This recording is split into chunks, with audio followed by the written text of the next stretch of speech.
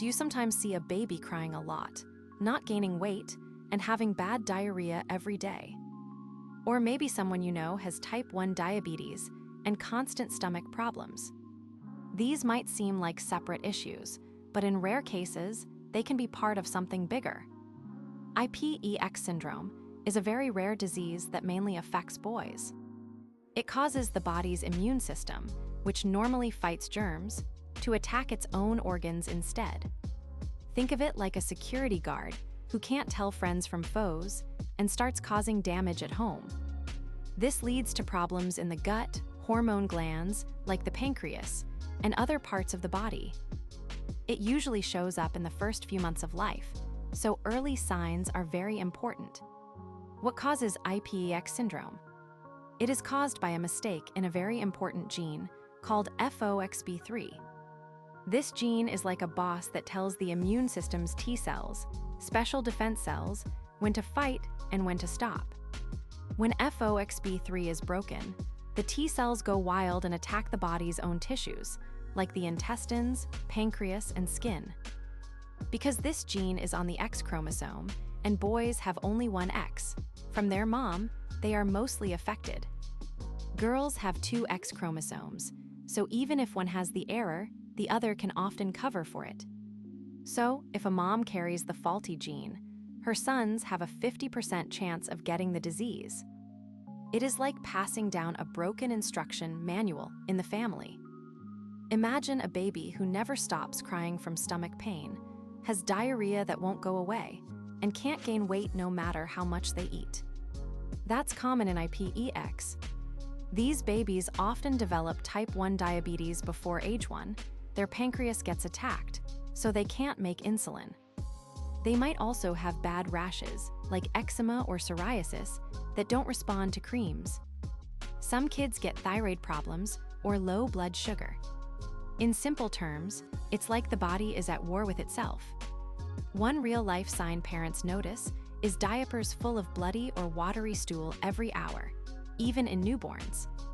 These symptoms together, gut problems, diabetes, and rash, should raise a red flag for doctors. Diagnosing IPEX starts with suspicion.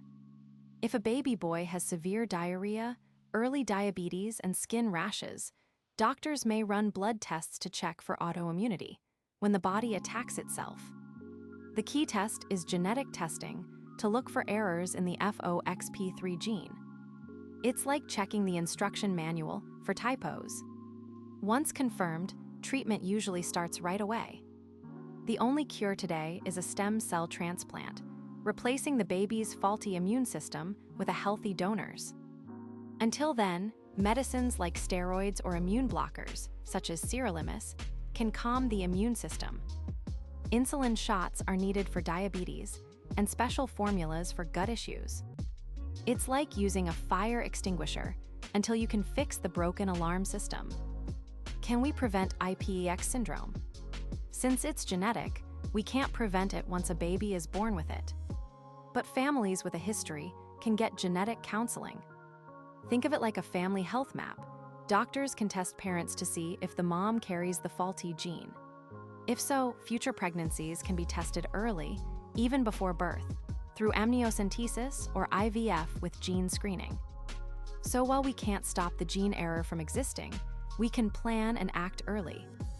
For example, if an older brother had IPEX, the next baby boy can be tested right after birth and treated before symptoms get deadly. Science is moving fast.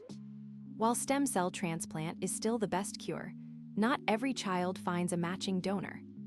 New research is testing gene therapy, fixing the broken FOXP3 gene in the patient's own cells and putting them back. Think of repairing the instruction manual instead of replacing the whole team. In 2023, early animal studies showed promise, and human trials are being prepared. Another cool advance is using regulatory T cells, the peacekeeper cells that the FOXP3 gene controls, grown in labs to treat patients. These advances give hope that one day, IPEX can be cured without needing a donor.